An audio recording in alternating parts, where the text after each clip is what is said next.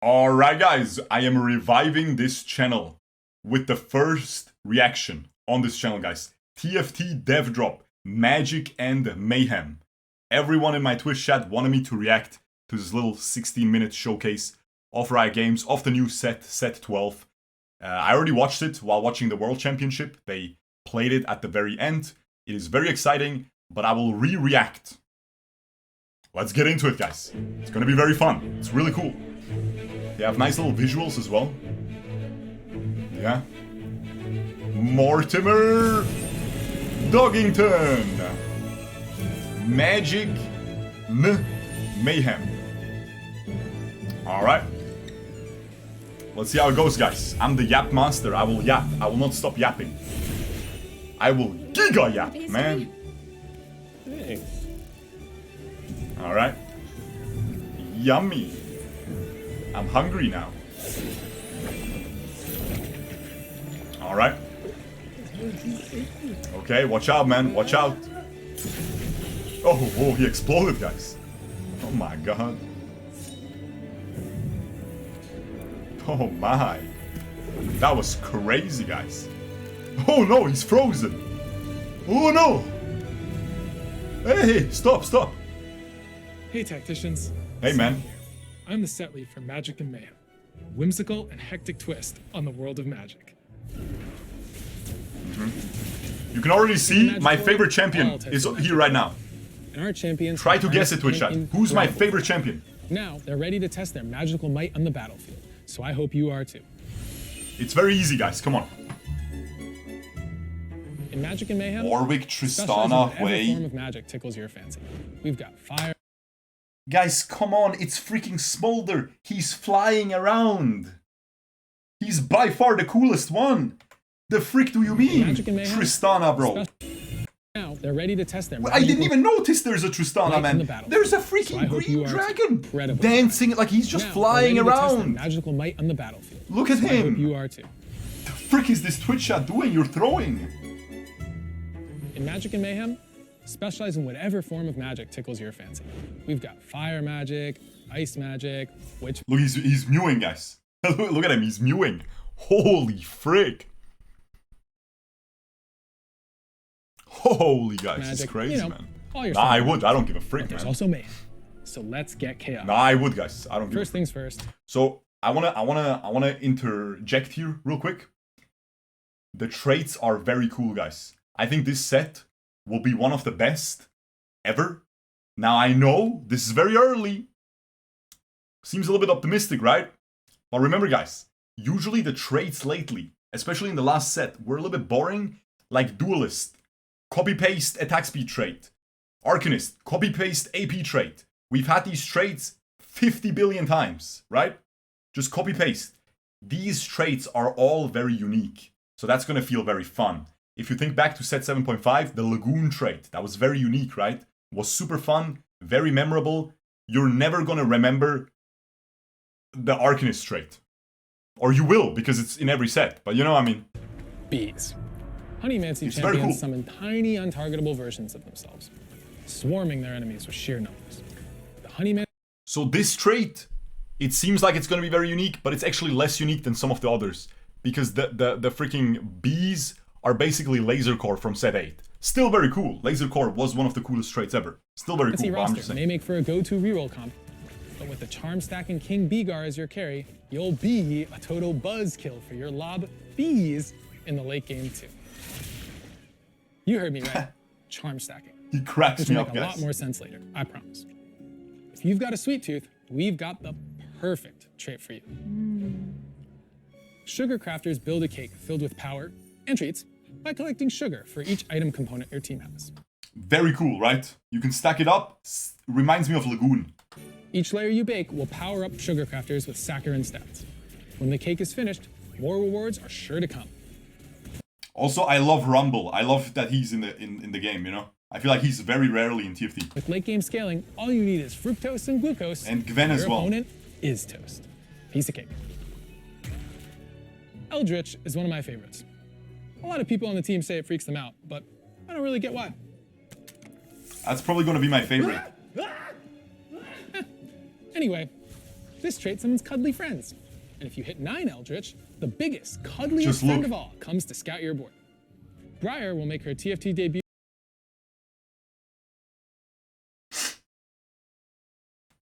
Sorry guys, I zoned out a little bit. It was the 5 cost for Eldritch. I apologize. She's hungry as ever for friendship and blood. Satiate her hunger with your player health. Sorry guys. You'll grant her HP. Plus, she'll deal more damage the lower your tactician health is. Very cool. Win-win. We're also welcoming Smolder to the Convergence for the first time as the 5 cost for our Dragon trait. This little AD carry will fly around the battlefield, attacking the nearest enemy and dropping fireballs from above. Dragon will also bring back Shyvana as a shapeshifter and Namzi from Dragonlance as a 1 cost with a fiery sneeze. Dragon's attacks and abilities burn and wound, and if you can field all 3 of them, the power of their fiery friendship will upgrade all of their abilities. Super cool, and it's gonna be a very small trait, just 3 units. So you can like splash it in and stuff. Pretty cool, right? And a nice legendary carry. Smolder will always be fun to play, right? There's Witchcraft, whose units curse enemies with their ability. This one is super unique. Making them lose a portion of their max health, take extra damage from witches, and eventually transform them into frogs. The 5 cost Queen of Witchcraft is also Queen of the Battle.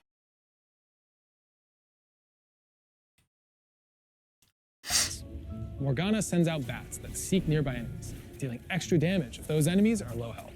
When her pretties kill an enemy, they have a chance to abduct it, granting a 1-star copy or one of their item components. Let them. I have to correct myself from earlier. I don't think Smolder will be my favorite unit after all. You feel me, guys? Batnapping begin. You smell me, guys? I think we have time for a couple more spoilers. You smell me, The Chrono guys. trait starts a countdown. Sped up each time a Chrono champion casts. Very cool as well. Once the countdown completes, your team will restore a portion of their health.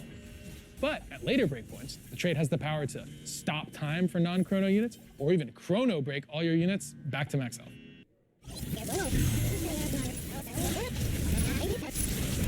Whoa! I wasn't done here. I haven't even talked about the Chrono Ah, man, they just crack me up with those jokes, man. units yet. Karma will be your go-to AP carry, taking up heaps of damage over time, while the 5 cost Camille creates a zone where she can bend time. By the way, this skin series, this Camille skin, doesn't exist in League of Legends, guys. But it exists on the mobile version. Because I'm a mobile gaming loser, guys. I used to cover Wild Rift, the mobile version of League of Legends on my channel. And that is one of her skins, the Stargazer skin. It's very cool. It's very beautiful. Stargazer Twist of Fate, also very beautiful. To her will. To bring the time magic fantasy of Chrono to the Convergence, we're looking to the stars with Wild Rift's Stargazer skin. Like Silco from Arcane or T-Hex from Legends of Runeterra, we're always excited for time. I didn't know T-Hex was from Legends of Runeterra. Alright, that's enough for me. You'll see the rest when the set drops on PvE.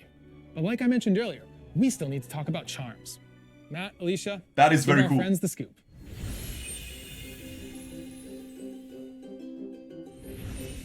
Hey Tacticians, I'm Matt Dunn, the game designer behind this set's mechanic, Charms. I'm here with Alicia Loring, who helped us make Charms a reality in-game. Charmed to meet you. I'm Alicia, the UX lead for TFT. Charms are magical abilities that you can purchase from the shop once per round from anywhere from 20-ish gold to completely free. They do a whole host of wild and wacky. So, I want to interject. As you saw there, they're rolling the shop, and they come every second shop. Now, I'm not sure if that's going to happen, right? I'm not sure if that's going to happen.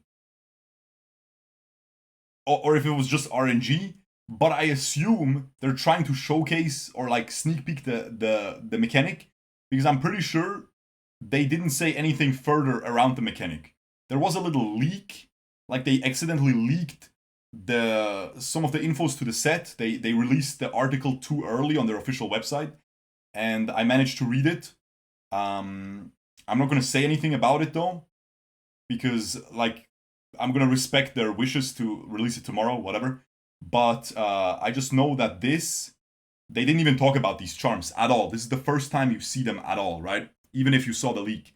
And what it seems like is they will just be in every second shop, which is insane. Because every second shop reduces the RNG a little bit, right? Because obviously a lot of people were very unhappy with encounters in this set. A a lot of esports players especially, because there was way too much RNG, right, with encounters. And this is hopefully going to be less RNG, and you can see next combat gain a target dummy for 1 round, but it costs 0 gold, so it's interesting, right? Like, you can definitely swing a fight. It can still be very RNG, but you need some RNG, otherwise you'll get bored of the game, right? Wacky things. Every game needs to be different. But their power is tied to the cost and the stage. Guys, am I a good reactor? It's the first time I react. What do you think, guys? Am I doing well? Am I a react lord? To become available. You'll only be able to Am I like Asmongold? Am I like Asmongold? Better than Asmon? Thank you, man. buy 1 per round, despite seeing multiple if you roll enough. So you'll want to pick the one that's Also, guys, that button up, insane, no? Low-key, insane. most useful to you at any given moment. Let's talk through some examples, starting with a simple one. Phantom Gloves. With 3 gold, you'll get a temporary Thief's Gloves until the end of your next player combat. Is it really a thief's gloves if you don't get to keep it? A more big brain example comes from the Copycat charm, which grants you a 1-star copy of the first enemy champion to die during the next player combat. Oh. There are also charms that appear during the mid-game when you have a bit more gold, but you're still tinkering with your strategy. Reclamation is a cheap charm that breaks apart items on bench champions. That is really cool. That was the standout to me, right? Let's hear it again. Tinkering with your strategy. Reclamation is a cheap charm that breaks apart items on bench champions for a round. Combat-oriented charm. So basically, you get, like, you know how cool it is when you watch like a rank 1 player like Dish Soap or Setsuko, and they play some random items to just keep their win streak, and then you're like, what the frick are they gonna do late game? But then you look at their augments, they have salvage bin, they sell everything, they pivot their board into perfect items, salvage bin, everything, they have everything in their head, they keep track of it. Maybe they write it in a notepad sometimes, right? Depends on the player. But then you will just be able to do that with this charm. Isn't that pretty cool? But I can see it also being tilting if you are looking for that charm and you never find it, right? Like, we'll see. Charms are likely definitely to has appear during the potential. mid-game as well. Earthquake stuns your opponent's board for 2 seconds at the start of combat, while Silver Guard makes your team immune to crowd control for the first few seconds of a fight. Talk about a hard counter. Later in the game, you'll get offered more expensive and powerful charms, like Spawn Swarm, which for 8 gold will make it so your dying champs spawn a small voidling. Gross. All 5s, a medium price charm, will immediately re-roll your shop into all 5 costs. It's perfect for taking screenshots to show your friends just That's how pretty lucky cool, you right? are. But he said medium cost charm. So I assume it's gonna cost like 4 gold or something? Which is kind of expensive, right? But it's very good. Like, it's obviously very good. Like, let's say there's 8 legendaries again, like last time, and you just need 1 specific legendary. That's a really huge chance to hit that 1 specific legendary, like an Irelia 8 duelist, right? Just drawing the equivalent of this set. Lastly, we have Ascendant charms, which come from Xerath, a 5-cost Arcana champion with the unique Ascendant trait. Xerath, whose ability launches a barrage of arcane blasts at enemies, can grant you access to charms like the Tower, which summons a large target dummy for a round that strikes enemies with lightning, or the Sun, which will grant you a support anvil and an artifact anvil. Crazy! How expensive does that have to be? Like, at least 35 gold, no? 35, like, he doesn't say temporary. Lightning, or the Sun, which will grant you a support anvil and an artifact anvil. With all He doesn't say temporary. It's not for a turn, it's forever. It's crazy. Like, it has to be at least 35 gold. Imagine your late game, you have a Xerath, you just roll down, and it's just 35. Like, 35 is insane, or even more. I would think even more. The thing is, if it's even more, it's unpayable, right? Like, it's unpurchasable. Because an artifact item is like 22 gold, according to the Lysandra encounter that offers you to sell one, right, in this set, right? So, like, adding 13 more gold for, like, also a support item, like, I feel like if you make it more expensive, you can't purchase it. Like, it's impossible to purchase.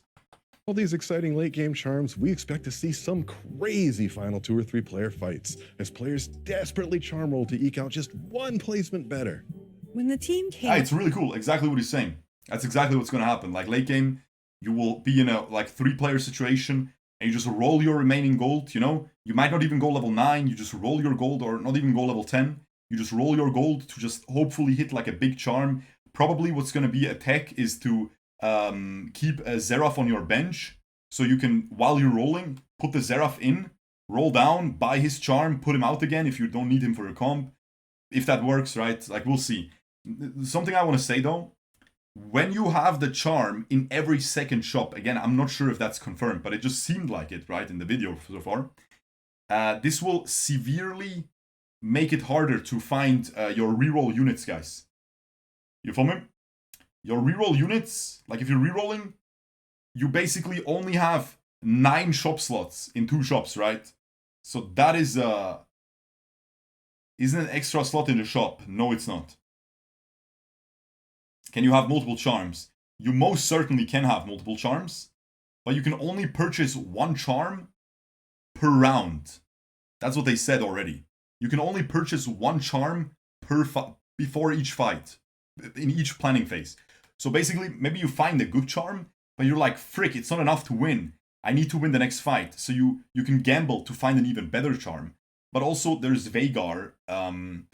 Veigar gets stronger the more charms you purchase throughout the game. So I'm pretty sure you can purchase infinite charms. Up with charms, we had to figure out just how to make them make sense in the game. My personal approach is that UX should feel like magic. It should fade into the background and feel like a natural extension of your powers as a tactician in the Convergence. This is a little bit worrisome. Just watch. A little bit worrisome. You can see this philosophy at work with recommended items, augments and armory interfaces, or our favorite memory enhancer, the Team Planner. But for charms, we wanted to deliver something a little more delightful. When you buy a charm, it will follow your tactician around and show everyone in the lobby what type of magic you've got your hands on. This is a little bit of a problem, right? Because if this is the only indicator, imagine you're a new player, right? And you're like, okay, what charm am I playing against in the next fight, right? And you scout, like, not even if you're a new player, bro. If you're a very proficient player, but you just started out with the new set, right? Like, you're just looking at these freaking magic wands, and you're like, what the frick is this? Like, what is the left thing? What is this thing next to the bunny? It's just a freaking star, right? It's insane, and it's pretty small. So now, instead of being able to quick scout, you have to, like, look at the enemy tactician. They can walk into the bushes. They can walk away to hide them, which I promise you is going to be a tech. Like, you can just walk away off screen, or like try to walk away off screen. Or you know the thing at the top of the screen that shows you which stage you're at? You can hide your level behind it, right? That's already a tech. You can hide your level behind it, so the enemy can't just scout and see what level you are. They have to freaking count your units. It's very annoying. And then there's another thing. The Yone Chibi is beyond broken, because when you dance, he jumps on his sword, and his health bar is off the screen. You cannot see his health bar anymore. And so you can't see his level, and you can probably not see these things. Just saying. So, like, I'm just saying it's slightly concerning. At the end of the day, if you're a casual player, it does not matter, right? Because this is so... probably I won't even scout for this. This is way too much to scout for, right? But, or like, maybe after 2 months of the set, it will become standard to scout for these things. But, like, you know, it's going to be very tough, right? And there's some concerning, like, there's some concerning points. I'm sure there's going to be some drop-down menu where you can just check what the enemy has right now, right? You can just click on it, hopefully. And we're always looking for more ways to level up the overall TFT experience. So we're also working on quality of life improvements like new stats, or even ways to add more portals to TFT. With that, let's portal over to cosmetics. All right. Hi everyone, I'm Theo, producer on TFT's cosmetics team, and we have a ton of new content for Magic and Mayhem to share with you. This is our biggest Chibi drop yet, and we're starting with a little shock and awe. Chibi Misfortune and Chibi Battle Bunny Misfortune hit the Convergence at the start of the set, just a few hours into patch 14.15. Like and subscribe. Looking for something a bit edgier? How about the Shadow Clone Assassin? I mean, this is cute, right? But, Chibi Galaxy Slayer Z brings a finisher that will leave your opponent gray screen. This one's really cool. Look at the impact frames, guys. Look how cool it is. A finisher that will leave your opponent gray screen alongside an Just look at it. Chibi Galaxy Slayer Z brings a finisher that will leave your opponent gray screen.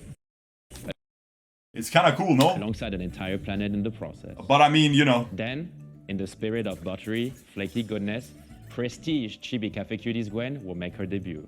She'll release with a widescreen splash art, a new precedent for our Prestige tier content. She'll also have her own finisher, full of cute poses that will show you just what she's cooking. Spoiler alert, it's you. For those of you who want it's full cute. cafe experience, Like, what can I say, we're guys? eager to serve. Or at least, This is very cute, by the way. They putter around the arena, serving croissants and sweeping up spills. But if you start sweeping the floor with your opponents, they'll swap their broomsticks for glow sticks and become your own personal cheering squad. Get a It's win super streak cute. going and, well, this happens.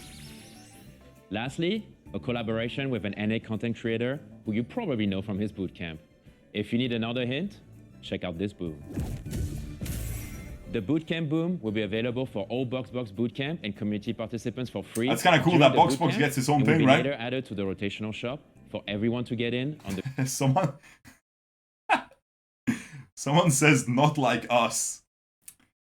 Brother, it's freaking bunnies. It's not children. It's just bunnies, man. Like, it's just chibi bunnies, man. It's not children. No one's like yeah, they are like us. They're not like us, man. They're not Drake. the cubicle cardboard action. That's it for No one's Drake, man. cosmetics for now.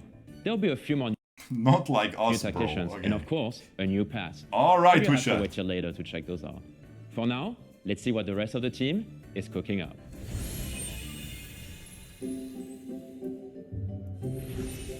Hello, my name is Wright X Tina, and I'm the product manager for TFT's events and set revivals. Before I reveal what we have in store for you today, I want to share some insights on our first set revival, Galaxies. Though we've shipped totally new game modes before, we weren't certain that set revivals would resonate with players. I mean, did players really want to get blitz hooked every game again? Obviously not. That's why you have to scout. But you never, ever, ever pivot. Sorry, I got caught up in nostalgia. And so did many of our players. On its launch weekend, the Galaxy's arrival made up almost half of total game hours. It's no wonder that mech units were 3-starred 2,344,741 times. So the thing with this is, right? Like, I only know about the interest that I see in terms of viewership, right? I just know this 3.5. Someone is saying, bro forgot to react. I'm letting her speak. Trenoop, didn't you say you don't have a girlfriend? Maybe you could start there, buddy. What do you think? Maybe let them speak. Maybe just let them speak. Maybe, like, I'm just throwing it out there, bro. I'm just throwing it out there. I think it's a good idea, bro. I think it's a good idea. Also, Trenoop, maybe you would get a girlfriend finally if you didn't play a freaking ranged magician build in Elden Ring, you freaking loser. Freak's wrong with you, man. Anyway, guys. So, and yes, I'm not ranged. I'm a magician build, but I'm not ranged. Okay, I'm cooler. I'm not like you. Anyway, guys. So, I only know, like, she's talking about how popular it was. The set 3.5 revival. I played it a couple times. It was popular initially, but I feel like there wasn't, like, for example, Chong's Treasure. I can upload videos on Chong's Treasure on the day it releases, a month later, 1.5 months later, throughout the entire thing. It's gonna get plenty of views, people enjoy it, people love it, right? But the set 3.5 revival, I released videos on the day it released, and then the next day it already dropped off hard. Even though, like, the videos, you know, like, it was 3-star forecast, 3-star legendaries all the time, right? Because it was easy to hit. Because they upped the bag sizes, right? So it was always crazy stuff anyway, right? It was kind of like Chong's Treasure. So I'm not sure if people are actually that interested, right? Maybe set 3.5 was just not very relatable. We have a lot of people in the Twitch chat saying they didn't like it. Right now, like, I see it.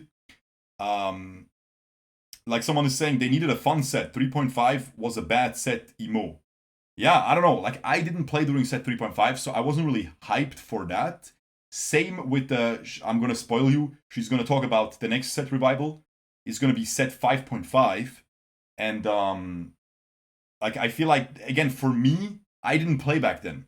So I'm not very hyped for that, right? I'll try it. But it's very overwhelming to get an entire new set again. Like, if they would bring back set 7.5, I would be all over that. Right? So I guess it depends on that, right? Yeah, it's just, I guess I'm not the target audience. The people are the target audience that played during set. But then I don't understand, why don't they bring back set 1 as the first one, right? Like, because, like, I think that is what they, that's when TFT was the biggest, right? When it just came out, when freaking everyone was playing it, when the auto chess genre just came out and everyone was crazy about it. They should have, one was bad, but there's the nostalgia, Like, a lot of games are bad, but you have nostalgia. You know what I mean? Like, old school RuneScape, if it released now, no one would play it.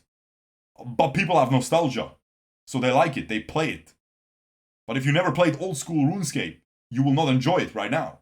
No way. Hey, it's impossible, man. It's impossible, bro. You feel me? Alright, let's continue. We're reviving another mid-set during Magic and Mayhem. This one will bring back fan favorites like Hellion, Abomination Scion, Vertical Legionnaire, and of course, our first legendary unit that costs 6 player health instead of gold. Yeah, it's cool. I'm talking like I saw some videos. I think everyone at some point that enjoys TFT gets videos recommended of this Teemo, where it costs 6 health. And if you want to 3-star him, it's like it's 54 health. Like, you have to have 54 health and find 9 of him, right? Like, 3-star legendary, but you need 54 health. Insane, right? Insane. So like that, I'm sure everyone got videos of that recommended. So that's gonna be cool to try out, but once, and then I'm kinda out of there. Like I'm not gonna play it that much.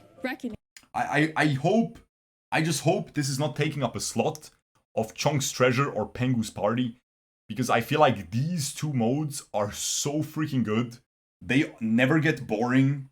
Like, I think I'm getting bored of Pengu's Party, and then I queue up again, and I find a completely new wacky way to play something, and it's super fun. And yeah, like, you just never run out of crazy stuff to do. So, and Chunk's Treasure is the same, right? Like, it's just TFT on crack, right? Like, it's crazy. So, like, I hope they find ways to cook something new, just like that, right? But the set revival is good, right? I'm just saying, like, I hope we're gonna get both, right? You feel me? Dawn of Heroes was the mid-set for our 5th set and has a reputation of being one of TFT's biggest comeback stories. The set introduced mechanics that have become core parts of TFT, like radiant items, armories, divine blessing, all of which have inspired various portals, augments, and more. We're adding a few updates, some of which are certain to surprise even our most dedicated Reckoning players. But we're not stopping at in-game updates. We heard that players wanted more, and this time we'll also be adding progression outside of the game that will be specifically for the revival. The Dawn of So I was watching Froden's stream, and Mortdog was on the stream as well while they were watching this. And Froden asked, like, is it going to be like a battle pass? And Mortdog said no, but he didn't elaborate further. Like, this sentence specifically. We'll also be adding progression outside of the game. Progression outside of the game. What I'm thinking is not a battle pass. Like, my first thought is a roguelike meta progression system, Maybe you can play, maybe it's like League of Legends Swarm. You understand? But that would be weird, right? Because, like, imagine you queue up, and the enemies just started, and you already played like 15 games of the set revival, and you have like bonus damage or something like that. That'd be weird, right? Surely not. Probably not. That'll be specifically for the revival. But what? And this time, we'll also be adding progression outside of the game. That'll be specifically for the revival. I'm not sure what that's gonna be. Maybe it's just a battle pass, but free, right? Maybe it's just a way to farm some Gamba pulls, like some gacha pulls for the chibis and all of that stuff. Maybe. The Dawn of Heroes Revival will be up for 3 patches, starting patch 14.19, just a few patches into Magic and Mayhem. Okay, I've got to wrap this up, but expect more information after Magic and Mayhem goes live.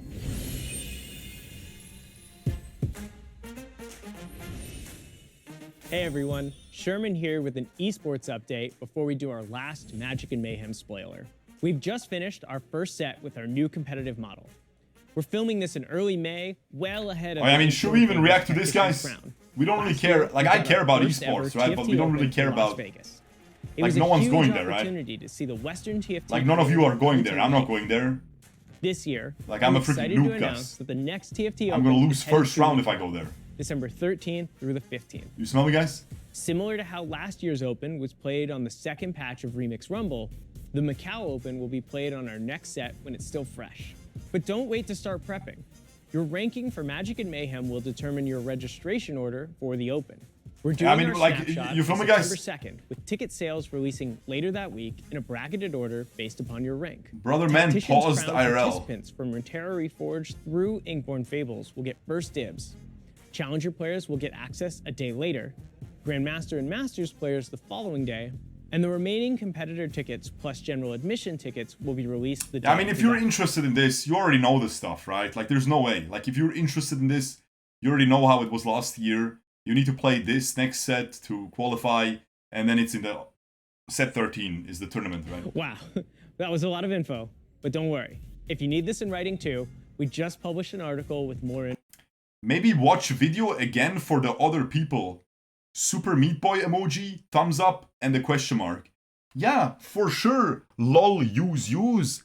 Let's go, guys. Let's just react all the way again. Just for Mr. Lol, use. Let's go, guys. Let's go. Huge. No worries, man. Right for you. Right there for you, man. Let's go.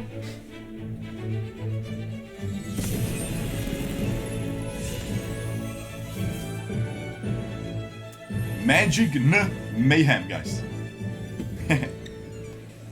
I wonder what it's about, guys. Want a pastry? Oh. Thanks. Yummy.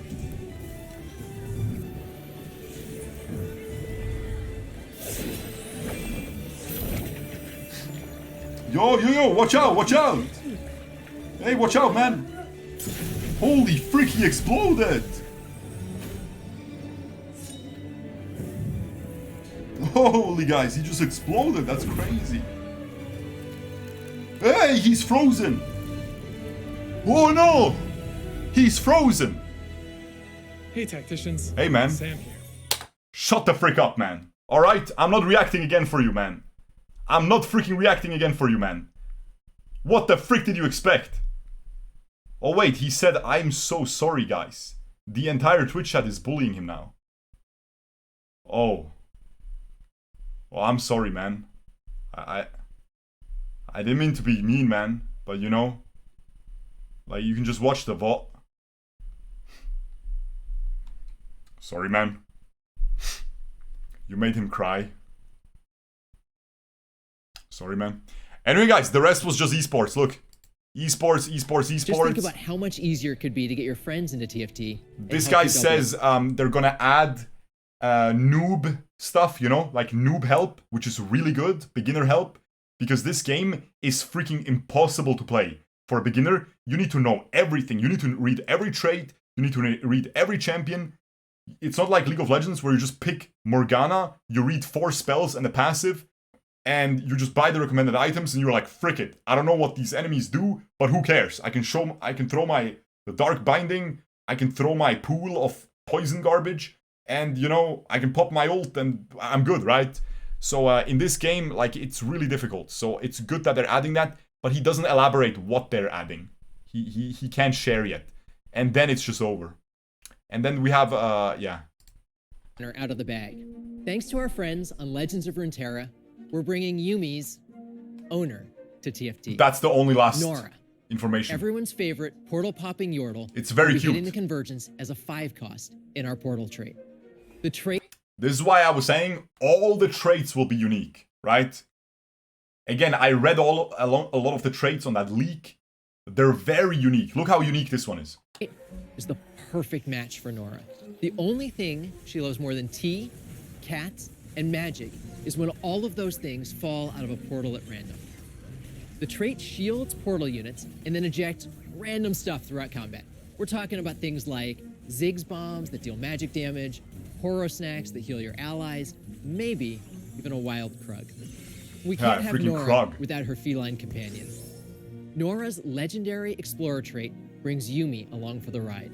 Yumi will fly around on book, helping out her friends and using her ability when Nora casts hers. There's lots more Magic and Mayhem to discover, so be sure to check out Nora and the rest of the roster when the set goes live with patch 14.15 on July 30th. See you then. Very cool. Very cool, right? Also, I think this will be probably a little legend, right? It's so cute. Look at this penguin, man. Oh man, I hope I could get the penguin. I want to collect all the penguins now.